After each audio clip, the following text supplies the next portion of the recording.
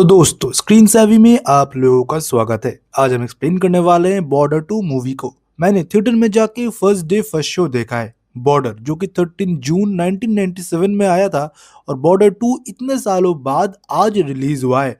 Border 1 के legacy को क्या ये बरकरार रखता है? थिएटर में जाने के बाद मुझे तो वैसा ही लगा। लोगों के आंखों में आंसू थे, गाने में मुस्कान था और वही रिक्रिएट करा गया है। मुझे तो परफॉर्मेंस अच्छा लगा है। आप लोग थिएटर में जरूर जाइएगा अपने खुद के एक्सपीरियंस लेने के लिए।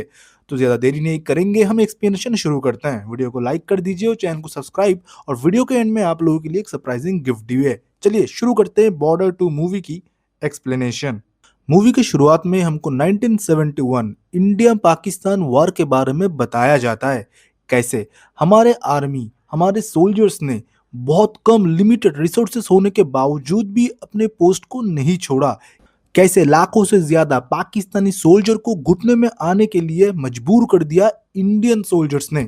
ये कहानी है बॉर्डर 2 की। ये ब्रीफ के साथ फिर शुरू होता है बॉर्डर 2 की कहानी की स्टोरी लाइन। मूवी की शुरुआत में हमको 20 नवंबर 1971 जम्मू कश्मीर में टेंशन का दौर दिखाया जाता है, जहां पर हम देखते हैं एक गांव में घुसपैठिए आए थे जो कि पाकिस्तान से हैं। वो कब्जा करना चाहते हैं उस गांव को और बॉर्डर को पार भी, और उनका सामना होता है सनी पाजी मतलब लेफ्टिनेंट कर्नल फतेह सिंह कलेर से, और वो उनको चुन चुन के मारते हैं। और उनसे मानो इनकी रूह कांपने लगी थी, क्योंकि वो इतने निडर थे और अपने कमांड इतने अच्छे से संभाल रहे थे। वो लोग घबरा चुके थे और उनको बैक फुट में जाना पड़ता है फिर से पाकिस्तान के लिए। पर रास्ते में लैंडमाइन बिछे हुए होते हैं, पर फतेह सिंह उन सारे चीजों से नहीं डरता। वो उनके पीछे निहत्था भागता है, क्योंकि उनके गन में गोलियां खत्म हो चुके थे। पर अकेले जाके उन तीनों को मारता है। इवन एक लैंडमाइन के ऊपर उसके खुद के पैर पड़ जाते हैं, फिर भी उस आतंकवादी को उधर खड़े रह के वो मारते हैं और उसका बॉडी लैंडमाइन के नीचे डाल देते हैं और खुद उधर से जिंदा वापस आते हैं। और पाकिस्तानों को फिर से वार्निंग कर देते हैं कि मेरे देश के ऊपर आंख उठा के देखोगे ना तो देखने के लिए आंख नहीं बचेगा। दूसरी जगह हम देखते हैं पाकिस्तान हेडक्वार्टर रावलपिंडी में प्लान बनाया जाता है कि ऑपरेशन चंगेज को कैसे मुनाजिम किया जाए और हिंदुस्तान को घुटने में लाया जाए। उनका पूरा प्लान सेट था। नेवी, एयरफोर्स और जमीनी तल पे वो लोग एक साथ हमला करेंगे कि कोई उनको रोक ना पाए। और हर तरफ से जब टेंशन होगा, वो इंडिया के छाती पे बैठ के वो इंडिया के दो टुकड़े कर देंगे। फिर हमको पठानकोट का सीन दिखाया जाता है, जहां पर हम देखते हैं कि मेजर होशियार सिंह इस टुकड़ी को संभाल रही होती है। फिर हम देखते हैं कि बॉर्डर एरिया के थोड़े पास वो लोग गए थे पानी भरने के लिए, पर वो इंडिया के अंदर ही था। पर वो नोटिस करते हैं कि सामने से पाकिस्तानी सोल्जर भी आए थे उधर पानी भरने के लिए। दोनों टुकड़ियां दोनों के ऊपर गन तान देते हैं और फिर मेजर होशियार सिंह उधर जाते हैं चीजों को संभालने के लिए। वो पाकिस्तानी आर्मियों को बोलते हैं कि मैं एक मेजर रैंक में हूँ, जंग भी शुरू नहीं हुआ है, तुम लोग पानी भरने के लिए आए हो और तुमको सिखाया नहीं गया कि मेजर किसी भी आर्मी का हो तुमको सल्यूट करना चाहिए। और उनसे सल्यूट ठुकवाता है वो, और ये बोलते हैं तुम्हारी पोस्ट इधर से 3 मिनट की दूरी में है और हमारे टुकड़ियां 1 मिनट की दूरी में है, तो अगर तुम हमको मार के भागते भी हो तो वो तुमको इतने गोलियां मारेंगे कि तुम खुद को खुद पहचान नहीं पाओगे। इससे अच्छा पानी भरो और इधर से जल्दी निकलो। वो लोग सलूट ठोकते हुए पानी भरने के बाद तुरंत उधर से भाग जाते हैं। पर होशियार सिंह को पता चल चुका था कि टेंशन सरहद पे बहुत बढ़ चुका है, कभी भी हमला हो सकता है पाकिस्तान की तरफ से। फिर हमको इंडियन एयरफोर्स श्रीनगर दिखाया जाता है, जहां पर हम देखते हैं मेजर सिखों को। वो अपने फाइटर जेट बाज उड़ा रहे थे। फिर वो नीचे आते हैं बड़े शान से। फिर उधर से सीन शिफ्ट होता है और हमको नॉर्थ अरेबिक सी दिखाया जाता है, जहां पर हम हमारे नेवी ऑफिसर्स को देखते हैं। फिर हमको उधर दिखाया जाता है जोसेफ नरोना को, जो कि इस टुकड़ी को संभाल रहे होते हैं। और उनके सोनार रेडार में भी खतरा दिखा रहा था, मतलब हर जगह से टेंशन का माहौल है। फिर उधर से सीन शिफ्ट होता है और होशियार सिंह के टुकड़ी को दिखाया जाता है, जहां पर हम देखते हैं कि रात में सारे जवान मजाक कर रहे थे, जो कि हर एक टुकड़ी में होता ही है। होशियार सिंह रात में उनको देख के उनके खुद के दोस्त को याद करते हैं और एक फोटो निकालते हैं, जहां पर हम देखते हैं कि ये तीनों एक साथ दोस्त हुआ करते थे नेशनल वॉर एकेडमी में। 1961 की बात है ये, जब वो लोग ट्रेनिंग पीरियड में थे। एयरफोर्स, नेवी और आर्मी की एक साथ ट्रेनिंग हुआ करती थी इधर। और इधर हम देखते हैं कि फतेह सिंह इनको लीड करता है, मतलब इनका कमांडर होता है। वो हर एक एकेडमी में जैसे एक्सीलेंस का अवार्ड मिलता है और कुछ भी करिकुलम का फर्स्ट सेकंड रहता है, उसमें भी था एयरफोर्स, नेवी और आर्मी के बीच, जहाँ पर हम देखते हैं आर्मी मतलब होशियार सिंह और मेजर सुखो सिंह जो कि एयरफोर्स से हैं, उन दोनों के बीच बहुत ज्यादा टकराव रहता है क्योंकि हमेशा इन दोनों को फर्स्ट आना था कोई भी कंपटीशन में। और बीच में इन दोनों के पिसता था जोसेफ, क्योंकि वो सुखी सिंह का बहुत अच्छा दोस्त था। पर होशियार सिंह किसी का दोस्त नहीं था, ना उसके घर में कोई था, वो अकेला ही था। उनके बापू इंडियन आर्मी में थे और वो शहीद हो चुके हैं। उनकी माँ चल बसी थी जब वो बहुत ही छोटे थे और उनका कोई भी नहीं है। एकेडमी में धीरे धीरे लड़ना झगड़ना बहुत ज्यादा बढ़ने लगा तीनों में। फिर फतेह सिंह इनकी खबर लेता है और ये बोलता है कि तुम तीनों को एक साथ ट्रेन करने का मतलब ये है कि आर्मी या फोर्स नेवी एक साथ काम करे। अगर देश के ऊपर कोई आपदा आ पड़ा तो एक साथ तुम लोग काम करोगे, इसलिए नेशनल वॉर एकेडमी बनाया गया है। पर इन लोगों में तो डिसिप्लिन की कोई बात ही नहीं थी। फिर क्या था, इनको मिलता है हमेशा पनिशमेंट। इन तीनों को पनिशमेंट के ऊपर पनिशमेंट मिलता ही जाता है। दूसरी जगह हम देखते हैं फतेह सिंह के फैमिली को, जहां पर उसका बेटा अंगद सिंह भी आर्मी में जाना चाहता था, पर उसकी वाइफ सिमी मना करती है। पर बाद में फतेह सिंह की बात वो मान लेता है, क्योंकि फतेह सिंह के बहादुरी की कहानी सुनते हुए अंगद सिंह बड़ा हुआ है, तो उसके फादर के नक्श कदम पे ही उसे चलना था। दूसरी जगह इन तीनों में भी दोस्ती होना ही था, क्योंकि सुखो सिंह बहुत दिल का अच्छा है पर मजाक बंदा बहुत तगड़ा करता है। होशियार सिंह हमेशा चुप रहता है और जोसेफ हमेशा दोनों को संभालता है। इन ट्रेनिंग के दौरान भी घर में फोन करा जाता था और चिट्ठी भी आते थे घर की तरफ से, पर होशियार के लिए कभी भी कोई चिट्ठी वगैरह नहीं आया। एक दिन मेजर सिको जोसेफ से पूछता है कि इसके घर से कोई चिट्ठी वगैरह क्यों नहीं आता। फिर जोसेफ पूरा कहानी उसे बताता है। फिर जोसेफ अपने घर में कॉल करता है, अपने बहन से, अपने माँ से, अपने भरा से बात करता है, और दूसरी जगह जोसेफ अपनी वाइफ और बेटी से। फिर हम देखते हैं अगले दिन सुबह होशियार के बेड पे एक राखी पड़ा हुआ था, जो राखी और किसी ने नहीं, सुखो ने रखा था। वो उसके बहन की थी। और सुखो बताता है आज से तुम्हारी भी फैमिली है, मेरी बहन तुम्हारी बहन, मेरा भरा तुम्हारा भरा, मेरी माँ तुम्हारी माँ। ये बोलने के बाद वो तीनों एक साथ गले लग जाते हैं। तब से वो लोग पक्के दोस्त थे। फतेह सिंह पूछता है कि तुमको क्या लगता है एक सोल्जर बनने के लिए तुम में क्या सबसे ज्यादा होना चाहिए। कोई बताता है कि सर हम वेल इक्विप्ड हो, कोई बताता है खुद पे भरोसा हो, कोई बताता है निडर हो। पर फतेह सिंह बताता है सबसे ज्यादा तुमको जरूरत है अपने दोस्त की, जो कि जंग के हर एक सिचुएशन पे तुम्हारी मदद करे। जंग के मैदान में ना राइफल ना टैंक तुम्हारी सबसे अच्छी दोस्त होते हैं। सबसे अच्छा दोस्त वही होता है जो कि तुम्हारा साथी होता है। कभी भी तुमको ये सारी चीज धोखा दे सकते हैं, पर तुम्हारा दोस्त तुम्हारा भाई कभी तुमको धोखा नहीं देगा। इसलिए हमेशा जंग के मैदान पे अपने प्रा से बना के रखना, क्योंकि जंग के मैदान में ना तुम्हारा माँ बाप बीवी बच्चे कोई नहीं रहेंगे, सिर्फ रहेगा तुम्हारा प्रा, तुम्हारा भाई, तुम्हारा साथी। फिर हम देखते हैं होशियार सिंह के घर से एक चिट्ठी आता है। वो चिट्ठी देख के तो सारे लोग शॉक हो जाते हैं, क्योंकि सिखो और जोसेफ को पता था कि इसके घर में कोई भी नहीं है। तब राज खुला जब वो 7 साल का था, तब उसका ब्याह हो चुका है। पर ब्याह होने के बाद ये लोग अलग अलग हो गए थे। दादी ने बोला था लड्डू खाएगा, पर क्या पता वो उसके शादी के लड्डू थे। अलग हो गए थे, पर अब उसको शादी करना है उस लड़की को, और इसके लिए वो पागल है। और वो भी अपने बीवी से प्यार करता है, अभी तक उसने देखा नहीं, इसलिए घर से चिट्ठी आया है कि वाइफ से मिलो और शादी ब्याह करके लेके जाओ। तो वो छुट्टी लेके गया था अपने बीवी से मिलने के लिए। उधर भी अपने बीवी को पहली बार वो देखता है और प्यार में पड़ जाता है, क्योंकि उसने नहीं सोचा था कि 7 साल की उम्र में जिस बच्ची से उसने शादी किया था वो इतना सुंदर होगी। होशियार सिंह के घर में जाने के बाद उसकी बीवी फोटो मांगती है माँ बाप की कि वो प्रणाम करेगी, पर होशियार बोलती है कि मम्मी ने बोला था कि जब पापा जंग से लौटेंगे तब फोटो खिंचवाएंगे, पर पापा जंग से कभी लौटे ही नहीं और मम्मी अकेली कभी फोटो खिंचवाई नहीं, तो दोनों का तो फोटो मेरे पास नहीं है, सिर्फ पापा की वर्दी है। तो वो वर्दी लेके ही उसकी वाइफ उनको प्रणाम करती है। यह देख के होशियार सिंह को बहुत अच्छा लगता है। वो अपने बीवी का हाथ कभी नहीं छोड़ेगा, वो उससे प्रॉमिस करता है, और वो दोनों एक साथ बहुत टाइम बिताते हैं।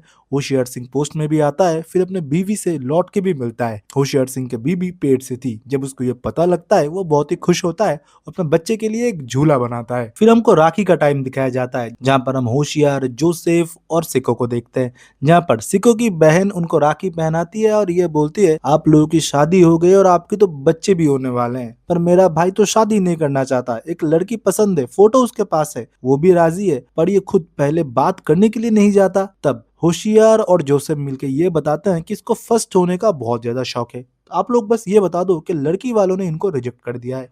और जब उसकी माँ तुरंत उसको बताती है और ये बोलती है कि फोटो जाके उनको वापस करके आओ, फिर क्या था, सिको के ईगो में लग जाता है, सिको मिलने के लिए चला जाता है और उधर जाके तो खुद उसका पोपट हो जाता है। उसको पता चलता है कि घर वालों ने उसका पोपट बनाया है। फिर क्या था, उस लड़की से ही उसकी शादी होती है बहुत ही धूमधाम से। होशियार और जोसेफ उनके शादी में बहुत ज्यादा नाचते हैं, पर हम देखते हैं कि रेडियो में तभी अनाउंसमेंट सुनाई ये देता है कि टेंशन बढ़ चुका है, पाकिस्तानी टुकड़े कुछ कुछ एरिया में घुस चुके हैं और कहीं कहीं तो वो फायर भी कर रहे हैं। तो हर एक जवान की छुट्टी कैंसिल कर दिया गया है, उनको पोस्ट पे बुला लिया गया है। फिर हमको फतेह सिंह को दिखाया जाता है जो कि रेकी कर रहा होता है। तब उनको दिखता है कि गांव वाले पूरे गांव छोड़ के जा रहे होते हैं।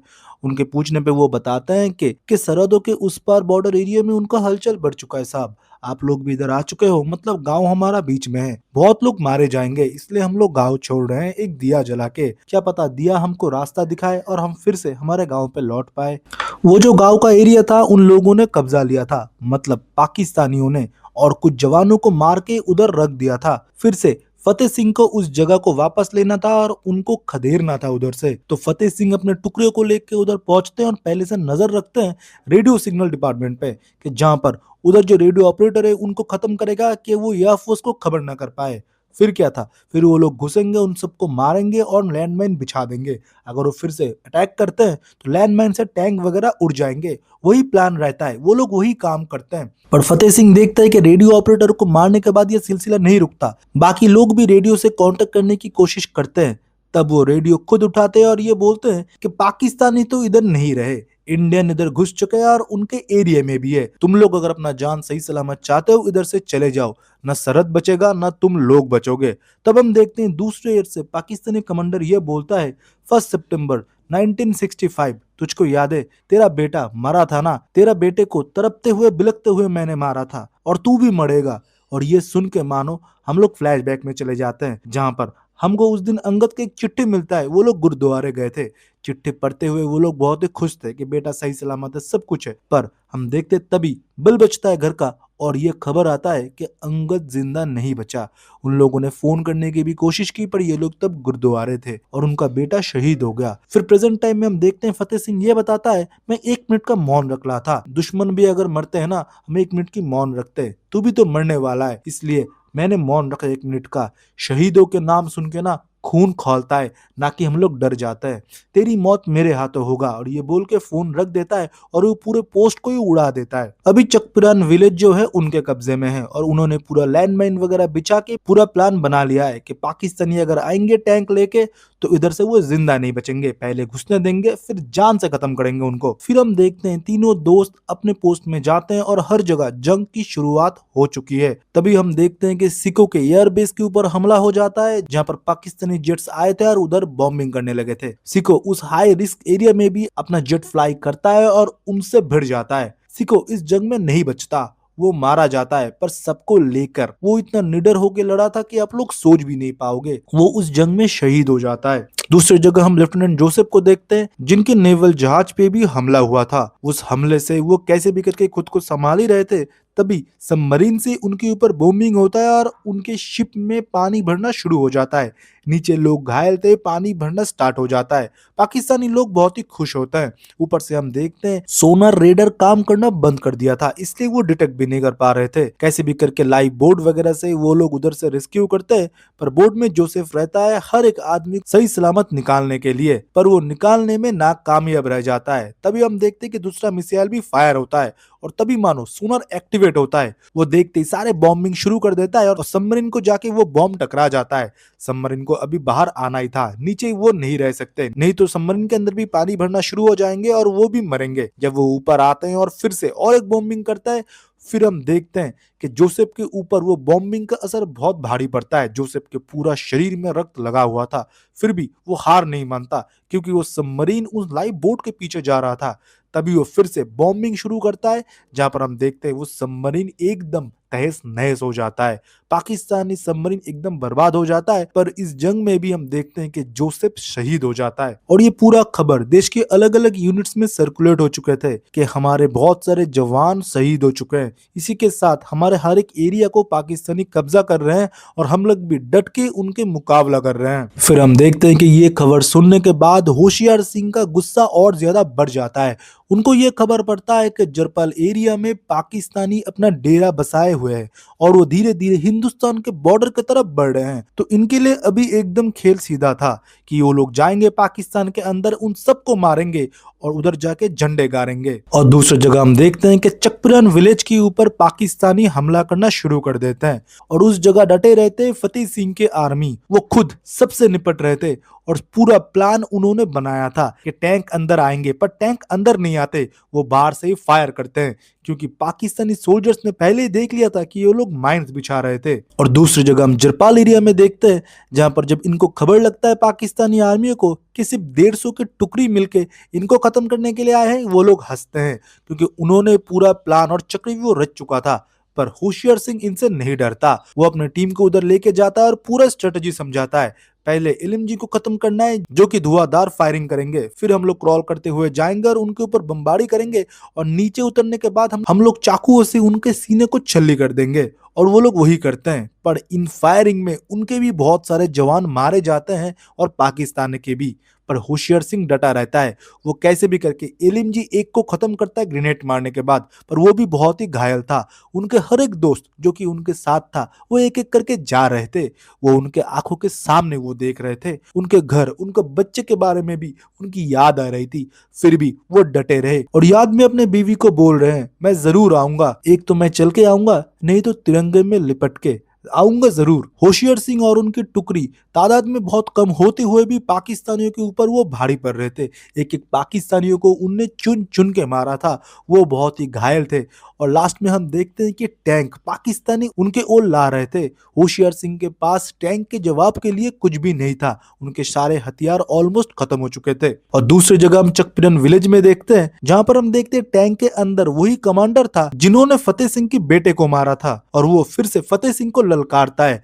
और फतेह सिंह इस बार खुद ग्रेनेड लेके उधर चले जाते हैं और एक के बाद एक टैंक के नीचे रखने लगते हैं। एक के बाद एक टैंक वो नाकाम करते हैं और टैंक के मिसाइल लॉन्चर पे वो ग्रेनेड लगा देते हैं और टैंक समेत वो ब्लास्ट हो जाता है। और जो कमांडर नीचे आता है उनको वो मारने ही वाला था, तब उसके बेटे की हर कही हुई बात उसको याद आता है, तब उसको वो नहीं मारता, छोड़ देता है और ये बोलता है आज मेरे बेटे के लिए तू बच चुका है। क्योंकि जब फतेह सिंह उनको मारने ही जाने वाला था तब वो उनको जान से भीख मांगते हैं, रहम मांगते हैं। फतेह सिंह उस पर रहम खा लेता है। और दूसरी जगह जगपाल एरिया में जब टैंक बढ़ रहे होते हैं और फतेह सिंह को यह खबर लगता है, तब हम देखते हैं कि फतेह सिंह उधर पहुंचता है और उस कमांडर की मुंडी धर से अलग कर देता है और वो रॉकेट लॉन्चर वगैरह सब कुछ लेके पहुंचा था अपने पूरे आर्मी के साथ। तब मुस्कुराता है होशियार सिंह और ये बोलता है कि तुम एक मारोगे हम 1000 लाएंगे, तुम 1000 मारोगे हम पूरा हिंदुस्तान लाएंगे।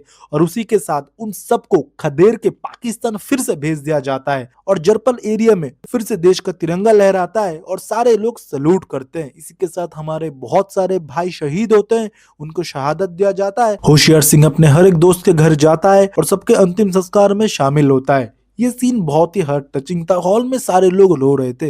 इसी के साथ जो गाने प्लेस करे गए हैं बॉर्डर मूवी से ही उनको रीमेक बना के पेश करा गया है, पर आपको रीमेक नहीं लगेगा, बहुत ही अच्छे तरीके से गानों को गाया गया है, सारे सीन के साथ वो गाने फिट बैठते हैं। इस मॉडर्न जमाने में बॉर्डर 2 मूवी को ऐसे लिखा गया है कि सारे फैमिली मिलकर जाके इस मूवी को एंजॉय कर सकते। तो आज ही अपने फैमिली के साथ थिएटर में जाके इस मूवी को देखो। मुझे तो ये मूवी बहुत ही अच्छा लगा, मैं 5 में से इस मूवी को 5 स्टार दूंगा, क्योंकि ये मूवी जब मैं क्लास 2 या 3 में पढ़ता था तब देखा था घर में टेलीविजन में, तब लोगों के घर में उतना टेलीविजन भी नहीं रहता था, ब्लैक एंड व्हाइट में मैंने देखा था। और बॉर्डर 2 मूवी की एक्सप्लेनेशन आज मैं करूंगा ऐसा मैंने सोचा भी नहीं था। तो मूवी तो मुझे पसंद आया और आप लोगों को ओपिनियन अब कमेंट सेक्शन में बताइए। वीडियो को लाइक करें, चैनल को सब्सक्राइब, ऐसे ट्रेंडिंग मूवीज के एक्सप्लेनेशन हम लाते रहते हैं। तो इसी के साथ सरप्राइजिंग गिफ्ट क्या है इसके बाद एक वीडियो प्ले होगा, वीडियो को आखिर तक अब देखिएगा। तो आपने इस मूवी की एक्सप्लेनेशन को लास्ट तक एंजॉय किया होगा, बट आप लोगों के लिए एक चीज मैं बताना चाहता हूं, जो भी एक्सप्लेनेशन आप देखते हो उससे हमारा जो भी रेवेन्यू बनता है वो बहुत ही कम बनता है। हमको टीम को भी सस्टेन करना पड़ता है और वर्क फ्लो भी बहुत अच्छा रखना पड़ता है। फर्स्ट डे फर्स्ट शो देखना, फिर राइटिंग करना, फिर एडिटिंग करना, फिर आपके सामने कंटेंट को प्रस्तुत करके प्रॉपर एक्सप्लेनेशन ओए में लाना बहुत मेहनत वाला काम होता है और इन्वेस्टमेंट भी जाता है। पर हम लोग और एक्स्ट्रा आप लोगों के लिए करना चाहते हैं। हमने अभी नया एक इंडस्ट्री पकड़ा है जो कि है शॉपिंग इंडस्ट्री, जहां पर हमको पता है कि बहुत ज़्यादा शॉपिंग एंथुसियास्ट जो कि ऑनलाइन शॉपिंग करते हैं वो बहुत बढ़ चुका है ऑफलाइन से। तो हमने एक सर्विस लॉन्च किया है जो कि हमारा फ्री टेलीग्राम ग्रुप है, जहां पर आप जाके बहुत कम पैसे में शॉपिंग कर सकते हो। हम क्या कोई सामान बेचते हैं? नहीं, हमारा कोई प्रॉफिट होगा अगर हम प्रोडक्ट बेच देते हैं या आपको चिपका देते हैं? नहीं। हम क्या करते हैं, हमने पार्टनरशिप किया है मिंत्रा के साथ, फ्लिपकार्ट के साथ, अमेजोन के साथ, ऐसे बेहतरीन ई कॉमर्स साइट के साथ जहां पर हर कैटेगरी के डिस्काउंटेड कूपन एंड प्रोडक्ट के प्राइस डाउन जब हो जाते हैं हम आपको बता देते हैं। मतलब मोटा मोटी मान के लीजिए डील ब्रेकर जो भी ऑफर्स आते हैं फ्लिपकार्ट, अमेजोन, मिंत्रा पे या बाकी ई कॉमर्स वेबसाइट पे हमको ये कंपनी वाले बता देते हैं, तो हम ग्रुप में डाल देते हैं। जिसको भी पसंद हो वो जाके खरीद लेता है। आप सोच रहे होंगे कौन ही यूज़ करता होगा? 50,000 लोग ऑलरेडी इसका लाभ उठा रहे हैं। इसी के साथ हमारा सेपरेट और एक ग्रुप है जहां पर हम 99 रुपीज़ के अंदर डील्स प्रोवाइड करते हैं, जो कि अमेजोन, फ्लिपकार्ट, मिंत्रा के कुछ टाइम के लिए आते हैं। मान के चलो 1-2 मिनट के लिए नोटिफिकेशन आपके पास पहुंच जाएगा टेलीग्राम के थ्रू, और आप ज्वाइन भी टेलीग्राम के थ्रू कर सकते हो। डिस्क्रिप्शन में भी लिंक है और पिन कमेंट में लिंक आपको मिल जाएगा। आप क्लिक करोगे, 2 विंडो ओपन होंगे, एक होगा सेव पैसा ग्रुप और होगा सेव पैसा ग्रुप 99। आप किसी भी एक ग्रुप में ज्वाइन हो सकते हो या दोनों ग्रुप में ज्वाइन हो जाओ। एक में 99 वाले ऑफर मिलेंगे, एक में लूट डील्स मिलेंगे हर दिन के। 24/7 हम डील पोस्ट करते हैं। मीशो के डील्स, आप भी बहुत ज़्यादा मीशो से शॉपिंग करते होंगे बजट में, तो मीशो के भी डील्स आएंगे, शॉपसीप के डील्स आएंगे, अमेजॉन, मिंत्रा तो आते ही रहते हैं 24/7। इसी के साथ सपोर्ट भी है हमारा, आप जाके मैसेज भी कर सकते हो कि हमको ये प्रोडक्ट चाहिए। इसी के साथ अगर आप हमको ऐसा सपोर्ट करते हो तो क्या होता है, ये कंपनी वाले हमको थोड़ा सा कमीशन देते हैं, जिससे हम ये सारे ताम झाम कर पाते हैं, आपके लिए एक्सपेंशन ला पाते हैं, टीम को सस्टेन कर पाते हैं और आगे हमारा काम और भी बेहतर करते हैं। तो आई होप आपको एक्सप्लेनेशन पसंद आया होगा। हमारा और एक जो सर्विस है आप उसमें भी एनरोल करोगे, डिस्क्रिप्शन के लिंक से, पिन कमेंट के लिंक से ग्रुप में ज्वाइन हो जाओगे और हमको ब्लेस करोगे ऐसे ही, और लाइक करोगे वीडियो को, सब्सक्राइब करोगे चैनल को, और हम आगे ऐसे ही बढ़ते रहेंगे। तो चलिए फिर मिलता है ऐसे एक बेहतरीन वीडियो के साथ, तब तक के लिए बाय बाय एंड सी या।